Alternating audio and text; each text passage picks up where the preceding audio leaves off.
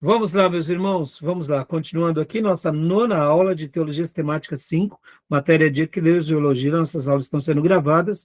É o último bloco, que a gente fecha, inclusive, aqui, não só a aula de hoje, mas fechamos essa matéria. Então, continuando aqui, diga, Diego, você tinha falado alguma coisa, né, sobre o batismo? Não, pastor, então é que eu fiz parte dos Mormons, né? E lá eu fui batizado. E aí, quando eu saí dos Mormons, que eu entrei na igreja metodista, eu fui batizado novamente. Então, eu tive 2 batismos. Mas e aí eu pergunto, por que o pastor te batizou na igreja metodista de novo? E por que eu não batizaria um presbiteriano, ou um metodista, ou até um assembleano? Qual é a diferença? É porque os Mormons são seita, né? Exato, os mormons, assim como os católicos, diferente deles, é claro, assim como os testemunhos de Jeová, eles têm bases diferentes. Eles não só têm as escrituras e Cristo, eles têm outras coisas. Tem o livro dos mormons, e aí vai. Então, eles não estão fundamentados numa única coisa. E eles têm ensinos heréticos. Logo, o batismo deles é um batismo que nós não consideramos. Parecem crente, tem jeito de crente, mas na perspectiva nossa, eles estão praticando heresias, estão à margem, né? Tá bom? É por isso, Diego. Agora, percebe, irmãos, é assim, irmãos, eu respeito quem pensa contrário, mas para mim, eu vou até dizer aqui, nós como protestantes, quando sabemos caminhar em harmonia, lembrando que a harmonia não significa fazer também, mas é respeitar o outro que pensa diferente, a gente está dentro daquela linha. Lembra que nós vimos nos nossos slides anteriores, vou até abrir rapidinho aqui para vocês. Ah, não, eu já fechei. Lá tinha igrejas falsas e depois tinham igrejas verdadeiras. Dentro das igrejas verdadeiras tinha as mais puras, as menos puras e as mais puras. Lembra disso? Então, dentro das verdadeiras, a gente pensa nisso. Para mim, esse lado não está tão puro, mas para o outro está. Então, não tem problema. Se isso não é uma heresia, não tem problema, entendeu? Lembra que na aula que nós falamos aqui sobre ordenação feminina, nós fomos para o que importa na Bíblia, falamos, o termo pastor existe? Não, não existe. Respeitamos quem o faz. Por quê? Porque nós valorizamos o quê? O dom. Se Deus deu um dom à pessoa, na minha concepção, a igreja local ou aquela denominação deve valorizar o dom. Como será chamado aquela pessoa que tem aquele dom? Ah, pregadora, professora, não importa o título. Pastor, mas precisamos de um título. Chama de missionária, nenhum problema. Chama de pregadora, mas eu estou dando termos aqui genéricos para mostrar que muitas vezes o importante é a essência, é o dom. Nós não estamos suplantando o dom, nós não estamos negando o dom. Já que diante de uma tradição, a gente sabe que dependendo do nome, a gente pode até se complicar, e foi aí onde eu falei dos apóstolos. Chamar alguém de apóstolo hoje é levar para o lado de uma heresia. Chamar alguém de profeta é ir para um lado de heresia. Podemos usar nomes certos, mas a ideia contemporânea pode ser outra. Então, para preservar a igreja, para lembrar a essência escriturística, vamos usar um termo que não fira a irmandade. Missionária não fere. Missionário não fere. Por isso que eu mencionei para vocês. Você vê que esse diálogo é muito enriquecedor. Ah, eu não quero ordenar pastor, então não ordene. Eu também acho que é melhor não ordenar. Por outro lado, eu respeito quem ordeno. Eu participo de reuniões dessa forma.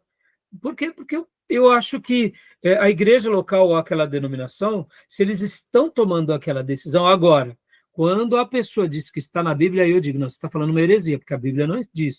Mas quando alguns pastores, percebam que alguns pastores que se enveredaram para ordenar pastoras, eles disseram que Deus falou para eles fazerem isso. Tá bom, então eu vou dar o direito de dúvida que Deus falou. Agora, não queira impor essa palavra para mim, porque eu sigo as escrituras. Mas também não posso negar que Deus falou para ele. É ele Deus. Concorda?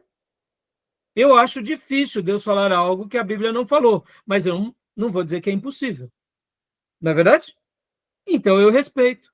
E não vou negar que existem pessoas com dom, porque o mais importante não é, muitas vezes, o ofício.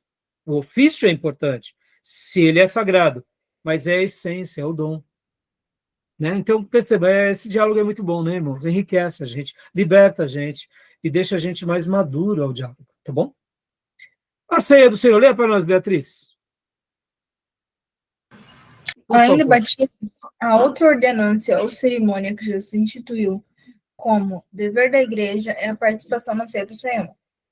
Embora esse assunto seja discutido mais a fundo nos próximos capítulos, convém observar aqui que a participação na ceia do Senhor é também muito claramente um meio da graça, que o Espírito Santo usa para dispensar bênçãos à igreja. A ceia do Senhor não é simplesmente uma refeição comum, partilhada por seres humanos. É a comunhão com Cristo na sua presença e à sua mesa. Ou seja, olha que frase linda, a ceia é irmos à sua mesa.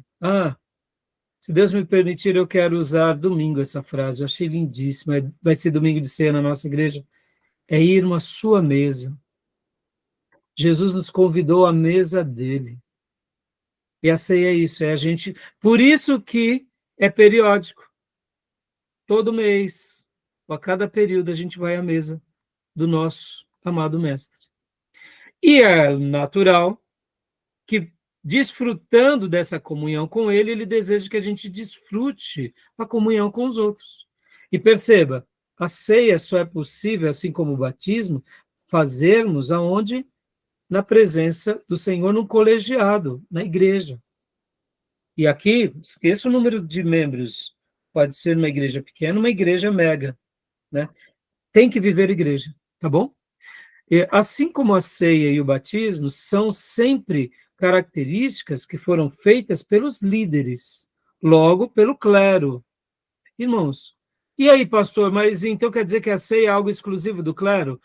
As escrituras vão mostrar que os líderes fazem isso. Quem? Os oficiais, ou pastores, ou quem sabe, diáconos, ou evangelistas, ou quem sabe algum ministro que foi oficializado e ratificado pela igreja. Pastor, e por que não liberamos o batismo e a ceia para todos? Senão vira bagunça. Concorda? Tem aquelas pessoas que querem... Tem gente que, diante de toda a estrutura sagrada que Deus criou, já é tão rebelde, imagina na hora que a tiazinha lá, que não obedece o marido, não obedece o pastor, souber que ela pode fazer a ceia e o batismo. Vai sair batizando todo mundo de qualquer jeito. Vai sair dando a ceia para todo mundo. E aí vai virar uma bagunça, porque não é algo exclusivo de alguém, é algo que deve ser praticado no coletivo, diante daqueles que Deus pôs para cuidar de nós, que são os oficiais, tá bom? Beleza, meus irmãos? Tá bom até aí? A oração, pode ler para nós, Beatriz, por gentileza. Já estudamos a oração no capítulo 18. Portanto, só precisamos aqui observar que tanto a oração coletiva na igreja reunida, quanto a oração dos cristãos uns pelos outros, são meios poderosos que o Espírito Santo usa cotidianamente para distribuir bênçãos aos salvos. Certamente devemos orar juntos e também individualmente, seguindo o exemplo da igreja primitiva. Quando os primeiros cristãos ouviram as ameaças dos líderes dos judeus, unânimes levantaram a voz a Deus em oração. Atos 4, 24 ao 30. E tendo eles orado, tremeu o lugar onde estavam reunidos. Todos ficaram cheios do Espírito Santo e com intrepidez anunciavam a palavra de Deus. Atos 4, 31. Maravilhoso. E aqui, meus irmãos, eu vou trabalhar com mais propriedade, só para vocês terem uma ideia, eu vou trabalhar com mais propriedade no material do nosso irmão Eugênio Peterson, em Teologia Pastoral. Qual é a oração mais importante? Se é a que nós fazemos individualmente ou coletivamente? Eu vou trabalhar com bastante propriedade, vocês vão amar essa ideia. Mas aqui, né, nessa questão da oração, a gente sabe da importância, né? Aquelas máximas que aprendemos que pouca oração, pouco poder, muita oração, muito poder, nenhuma oração, nenhum poder, é verdade, porque quem ora, pessoalmente ou coletivamente, desfruta de graças por meio da oração. A oração é uma chave que abre as portas do céu. Não me pergunte o porquê, mas é assim que acontece. Quanto mais orarmos, mais respostas teremos. Eu poderia aqui dar centenas de testemunhos para vocês. Eu vou só dar um. Essa cadeira aqui, tá vendo essa cadeira aqui que eu sento? Nela já tem...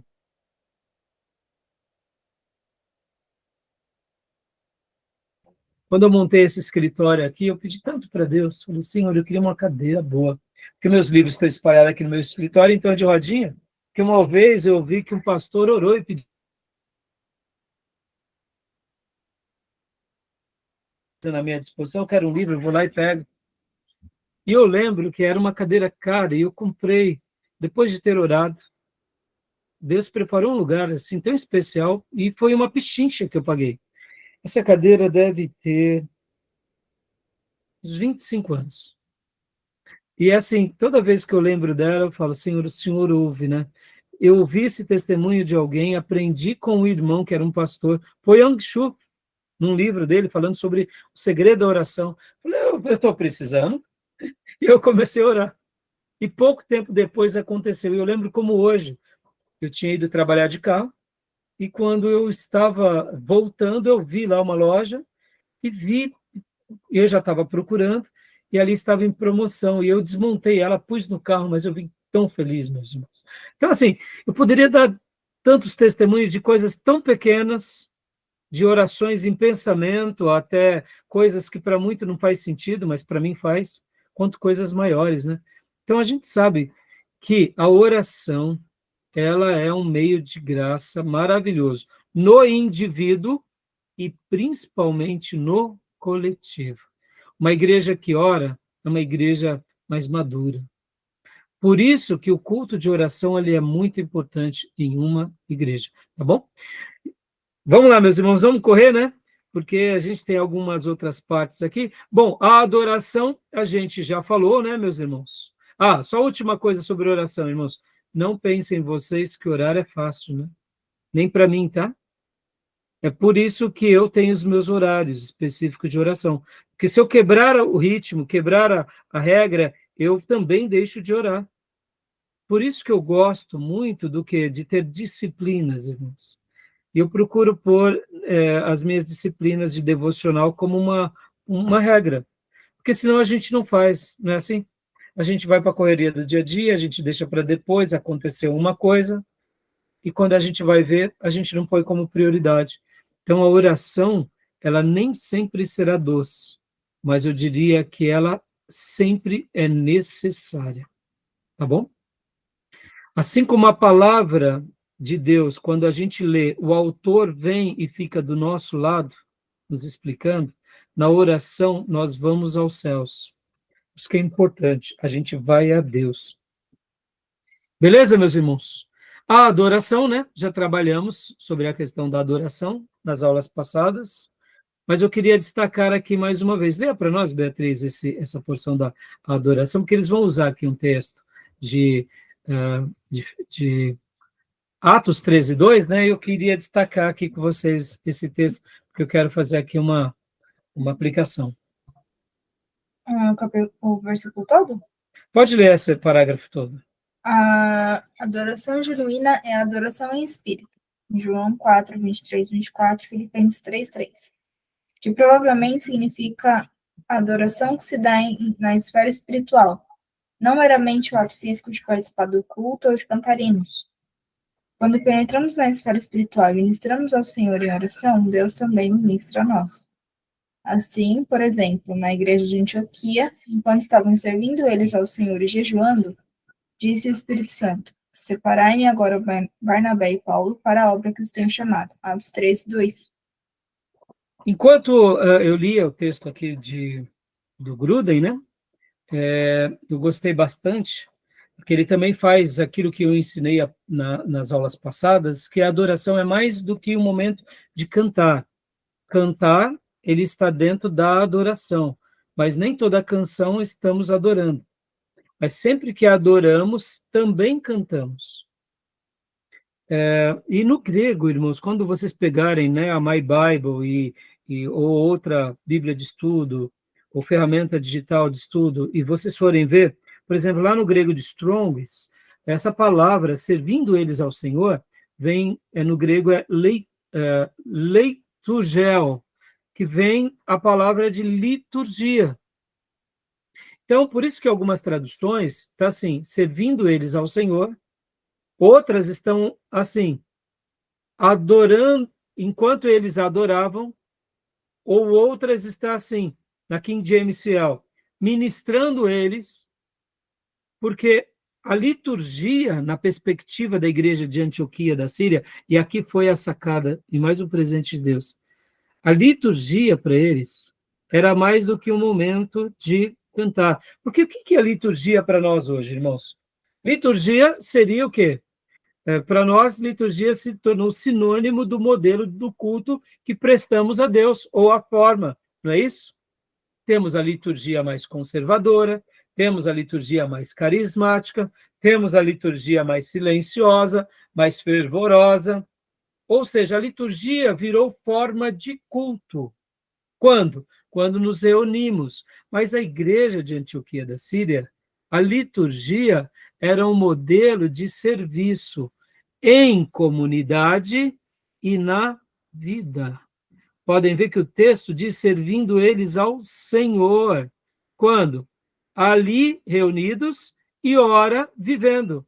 Logo, a verdadeira adoração é mais do que um louvor, é mais do que uma canção, é uma prática e é um culto que damos a Deus com todas as nossas faculdades mentais, cognitivas, sentimentais, por meio do nosso serviço e da nossa piedade e devoção. E aqui vem o presente. Por essa razão, nessa igreja de Antioquia, eles receberam um apelido ou um adjetivo que mudou a história. Enquanto eles tinham essa liturgia sagrada como estilo de vida, eles foram presenteados como cristãos. E quem é que chamou eles assim? Quem chamou eles assim foram as pessoas que viam que eles eram pequeninos cristos. A liturgia deles estava além do templo ou da comunidade. Era uma extensão do dia a dia. Lá em Antioquia. E o Espírito Santo presenteou eles com esse adjetivo que marcou a história do que somos. Ou seja, a adoração é uma liturgia não de um período específico, mas de uma demonstração prática de uma cultura que nos envolve sozinhos, em casa, no trabalho e na comunidade com os santos. Dessa forma servimos, dessa forma as adoramos e dessa forma ministramos, que é uma outra palavra, né? A palavra ministrar é servir. Ministério é servir. Ministério não é mandar, né? Tá bom? Que presente, não? Que ideia linda, não? Deus seja louvado, né? Disciplina na igreja. Meus irmãos, a gente já falou sobre a disciplina, mas olha só que eu escrevi aqui para vocês também. Quando a gente fala de disciplina na igreja, qual a ideia que nos vem, irmão? Sempre. Qual a ideia que nos vem quando a gente fala de disciplina? Correção? Correção. Agora eu te pergunto, Beatriz e irmãos, a igreja ela tem poder, lembra que no Gruden vai trabalhar um capítulo muito bom, a gente explorou bem isso aqui em aula, e nós praticamos a disciplina. Mas a disciplina é só correção? Concorda comigo que essa ideia da disciplina como correção virou quase um mantra? E a gente precisa repensar essa questão? Enquanto eu fazia a minha lição de casa aqui, eu falei assim, eu quero repensar melhor essa questão com os meus alunos, com a igreja.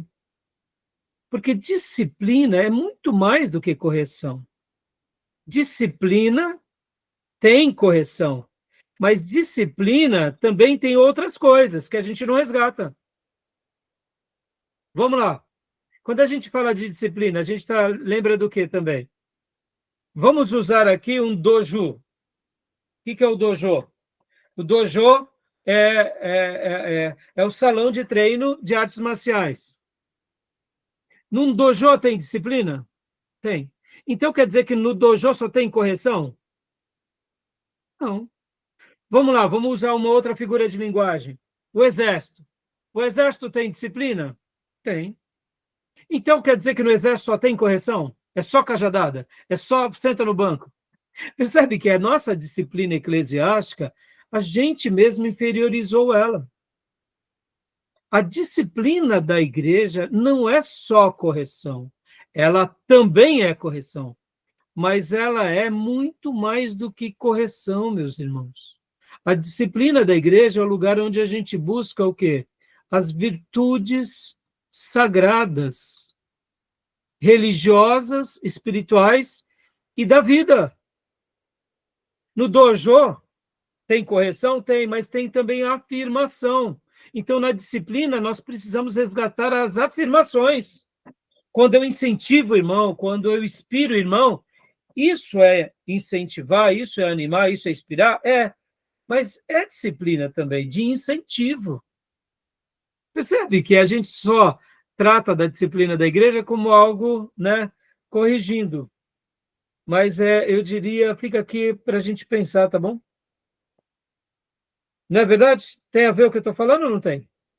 Porque a gente, quando olha apenas a disciplina como algo ruim, por exemplo, irmãos, o fato de irmos à igreja com periodicidade, de forma dominical, 2 vezes por semana, no nosso caso aqui, pode ver, vocês que são da nossa igreja local, vocês acabam tendo comigo, vamos lá, Beatriz, mesmo que seja hoje, a gente tem a ferramenta online, nós temos o culto de domingo, vocês têm um contato comigo. Tem a aula aqui de terça-feira, mais um contato. A aula de quinta-feira, mais um contato. Culto de oração, mais um. Ou seja, perceba que a nossa disciplina tem a ver com regularidade, com constância, com fidelidade.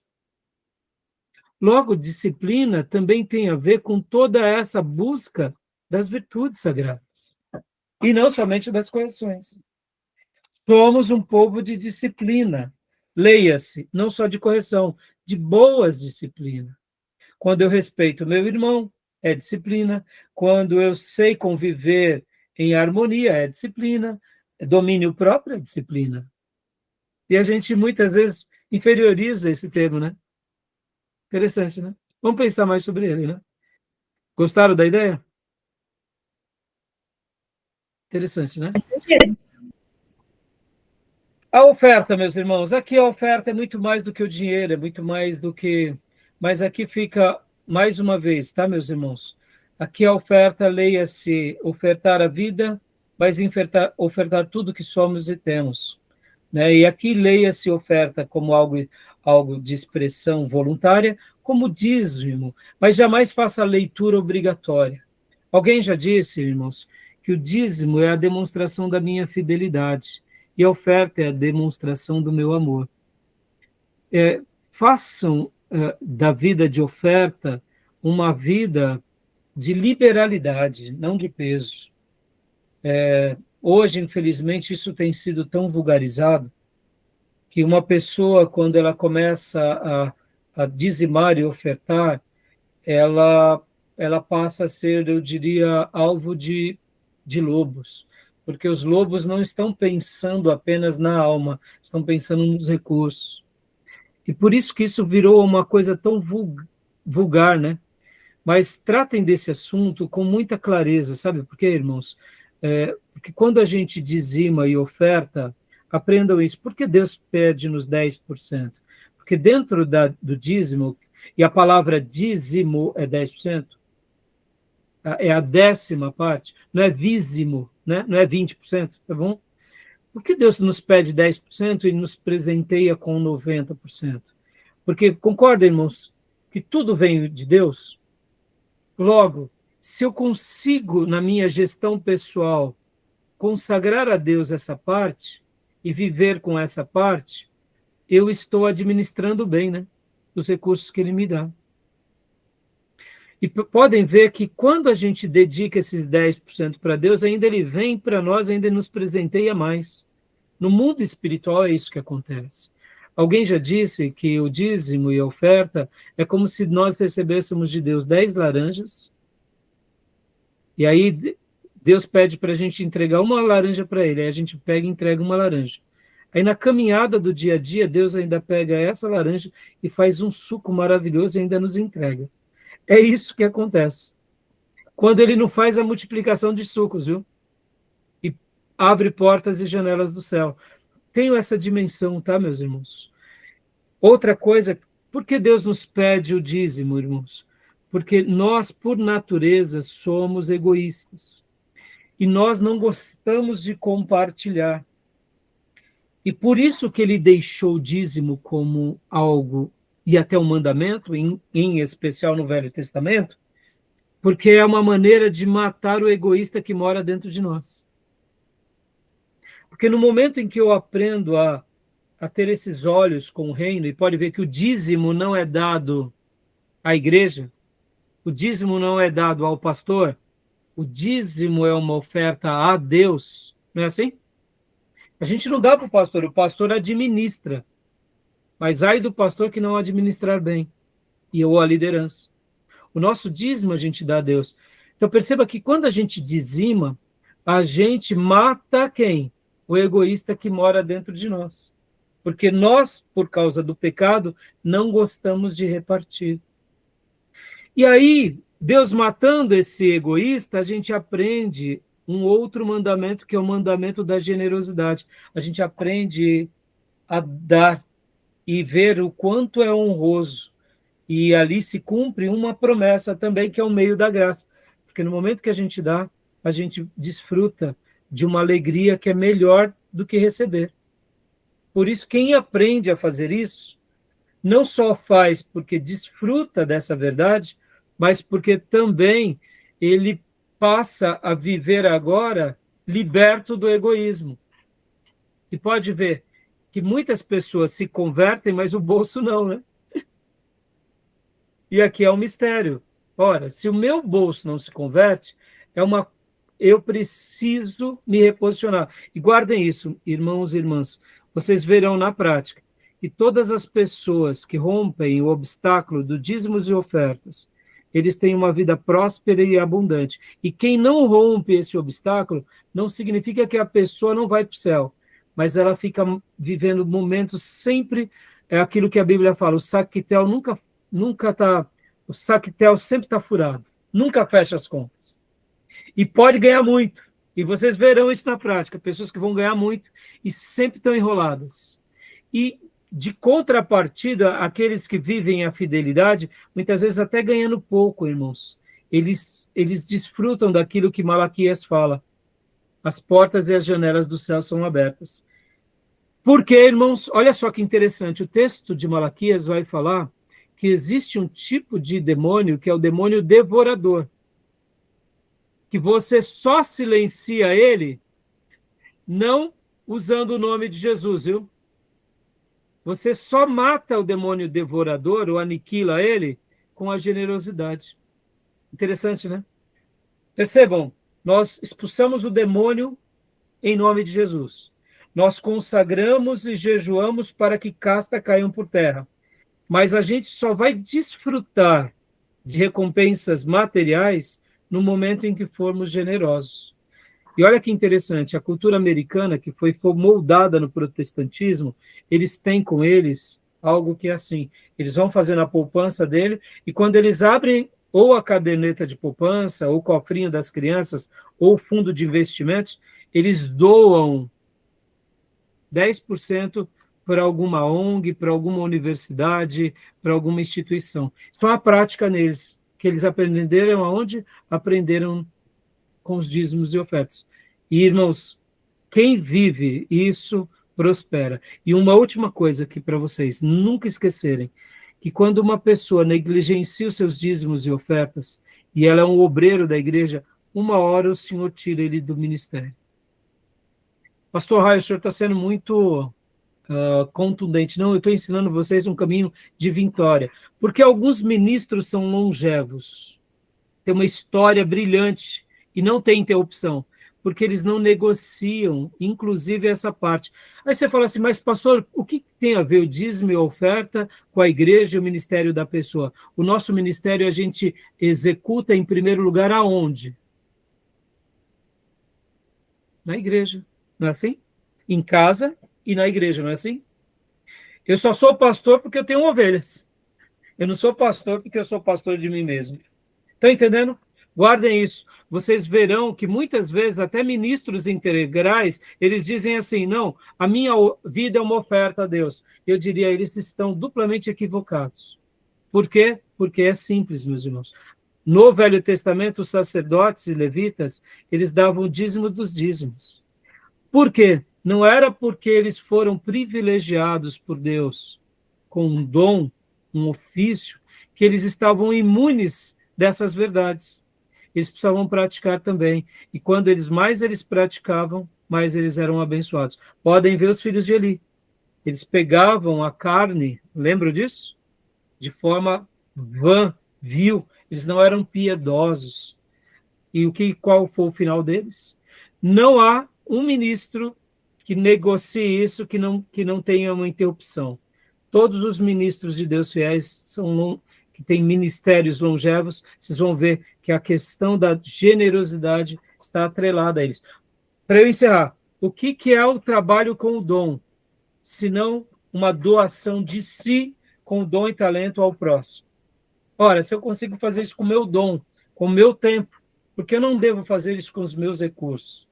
E Deus criou isso não porque ele precisa, lembrem-se, Deus é o dono do ouro e da prata, mas porque a igreja ela é uma obra perfeita que Deus criou para filhos imperfeitos, mas ele está dando o direito e o dever desses filhos imperfeitos edificarem a sua obra perfeita. E quando eu faço isso, portas e janelas dos céus se abrem sobre nós. Guarde isso. Se você não consegue fazer isso, não é regular, comece. Peça para Deus mudar o coração e não pare. Seja fiel e vocês vão ver Deus realizar obras na vida de vocês. Eu, desde quando me converti, sou um dizimista. Eu vivo há 15 anos no tempo integral, sou dizimista e não vejo a hora de Deus me abençoar mais para abençoar mais a igreja de Deus. Por quê? Porque você desfruta dessa verdade, você não quer parar nunca. Tá bom, meus irmãos? Beleza? Alguma pergunta sobre isso? Alguma dúvida? Sobre os dons espirituais, já aprendemos. É os dons que nós servimos na igreja, né? E a comunhão, pastor? A comunhão é importantíssima. Porque a comunhão que eu tenho com Deus, eu demonstrarei com o meu próximo. Quanto mais comunhão eu tenho com Deus, mais eu quero ter comunhão com o povo de Deus. Quanto menos comunhão eu tenho com Deus, menos eu quero comunhão com a igreja do Deus vivo. Aqui também Deus manifesta, né? Graça especial. Pode ver, irmãos, quantas são as vezes que Deus nos abençoa, que Deus nos enche. A gente ajuda alguém, mas na realidade a gente não ajudou o irmão, a gente mesmo foi ministrado. Porque a gente ajudou o irmão e o Espírito Santo passou por nós. A gente pregou o evangelho e a gente foi abençoado. Então, é na comunhão que ali o Senhor ordena a sua bênção e a vida para sempre, né? E podem ver, quanto mais comunhão eu tenho com Deus, mais comunhão eu desfruto com o Senhor, né? Tá bom? Alguma pergunta sobre esse ponto, meus irmãos? Querem tirar alguma dúvida? Tranquilo? E para a gente estar encerrando aqui, meus irmãos, pode falar, Beatriz. Vai, tranquilo. Tá. E é para a gente estar encerrando aqui, né? Agora, bom, a evangelização, não preciso nem falar, né, meus irmãos? A alegria que temos em evangelizar, como é maravilhoso, como é nobre. Podem ver que um teólogo liberal, ele acha que não precisa evangelizar, porque Deus vai trazer as pessoas para a igreja, afinal de contas, as pessoas são salvas, basta elas terem uma vida ética e moral, ou seja, eles não desfrutam dessa graça que é ver vidas sendo salvas, libertas, vidas transformadas, né? Então, a evangelização é algo maravilhoso, né? O ministério individual, aqui, mais uma vez, né, voltando para essa ideia de que nós precisamos crescer individualmente, e há alguns ministérios que são pouco individuais, mas claro que tudo é para edificar a igreja, né? Aqui o autor faz aquela pergunta: a igreja precisa lavar os pés? Né? Dando aquela ideia do lava-pés. Algumas igrejas têm essa prática, nós não achamos que isso aqui seja algo que precise ser feito. Jesus fez com os apóstolos. Alguém pode até fazer ali um culto voltado a isso, por um propósito, mas nós não vemos como uma necessidade litúrgica, né, no sentido prático, porque a gente entende que o lavar os pés aqui é servir um ao outro diariamente, é estar disponível, né, lavando os pés, dando essa ideia de que Jesus lavou os nossos pés, logo nós devemos servir aos irmãos. Tá bom? Tranquilo? Tranquilo? E aí veio aqui o batismo, né? A gente já leu os slides, já pontuamos, e também pontuamos sobre a ceia, né? Falamos sobre o batismo infantil, né? E aí vem também aqui a questão do batismo. Acreditamos que ele é necessário para todos, ele não salva, que a pessoa deve sim crer em Cristo para ser batizada. Respeitamos as igrejas que fazem o pé do batismo, né? A idade adequada é uma idade enquanto a pessoa faz a sua declaração de fé. Então, alguns pastores batizam a partir de 8 anos, 9 anos. Eu gosto muito da ideia dos 12 anos, mas já batizei crianças de 10 anos, 11 anos, porque era uma vida muito devotada. Se não me engano, 11 anos, não, acho que não eram 10. Mas, assim, geralmente é a partir dos 12 eu indico, né? Que mais? Nós não devemos, né, ter essas divisões com relação aos batismos, no sentido de, sabe, brigas e divisões com algumas igrejas, né? Que mais, irmãos? A ceia, já tratamos também, né? Eu acredito que não ficou nenhuma dúvida, né, sobre essa questão. E assim, concluímos, meus irmãos. A adoração já tratamos numa aula anterior. Então, eu creio que terminamos todo. Glória a Deus. Amém, meus irmãos? Como eu digo lá na igreja, né? Você Amém. pode dar um glória a Deus aí? Aleluia. Amém, glória a Deus. Né? E os dons do Espírito Santo, percebam que agora ele vem e trata dos dons por aperfeiçoamento dos santos. Tá bom, meus irmãos? E assim terminamos mais um módulo. Glória a Deus. Aleluia. Eu poderia dissecar com mais detalhes esses capítulos? Poderia, mas eu creio que a leitura por si só, tanto do livro do Gruden, como do Bancroft, como do Erickson, como do Langston, como do Hobbes, que eu passei a vocês, eles já são suficientes, né? Tá bom, meus irmãos? Bom, vocês terão até domingo para fazer todas as leituras, ver os 2 vídeos, os trabalhos extras. E a prova também vocês terão que me entregar até domingo, porque eu preciso, né, corrigir, querendo Deus segunda, para fazer ali, ver quem passou, quem não passou, né? Creio que vocês vão passar. No último módulo, só uma irmãzinha pegou recuperação. Uma irmãzinha pegou recuperação. Né? Eu não gosto da recuperação, mas pegou, então vamos ter que fazer... Vai ter que fazer uma prova de recuperação e, se não fazer o módulo de novo em EAD, né? Não é bom. Então, corram aí com as leituras e, querendo Deus, na terça-feira que vem, começaremos escatologia. E o último módulo do ano será Educação Religiosa 1. Por que eu quero fazer escatologia? Porque vamos precisar de uns 12 encontros. E a educação religiosa é mais docinho, é mais leve. Aí já vai chegar no final do ano, né, irmãos? Final de ano, correria, para cá, para lá. E aí, terminar o final do ano com Apocalipse, eu acho que vai ser meio pesado, né? Então vamos para o Apocalipse agora, tá bom? Final do ano com a Apocalipse vai ser apocalíptico, né? Vai ser apocalíptico, né, filha? Beleza, meus irmãos? Alguma dúvida?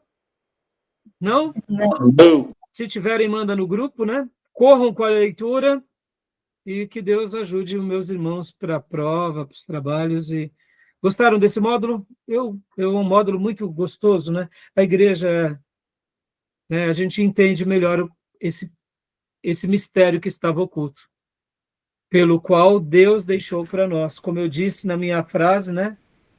A igreja é a casa perfeita dos filhos imperfeitos. Tá bom? Que Deus nos ajude. Amém, meus irmãos? Amém. Amém. Deus abençoe, então, meus irmãos. Amém, pessoal. Bom descanso. Bom descanso, Boa bom noite, final de pessoal. semana. Graças As a Deus. minhas ovelhinhas até domingo e com os demais até terça. Até. Boa noite, Deus. Deus abençoe. Boa noite.